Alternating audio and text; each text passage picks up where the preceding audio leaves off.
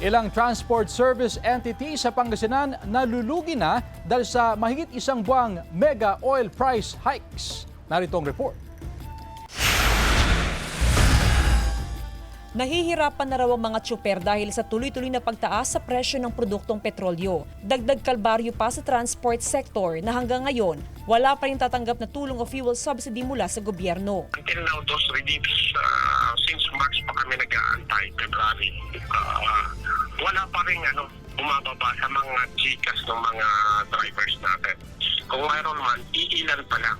Ayon sa Alliance of Modernized Transport, maraming tsuper sa Pangasinan ang huminto na sa pamamasada.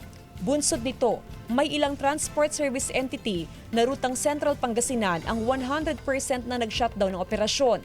Malaki na raw ang lugi ng iba't ibang transport service entity, gaya ng Dagupan City Bunuan Loop Transport Cooperative na nalugi na ng 4 na milyong piso dahil sa mataas na presyo ng produktong petrolyo.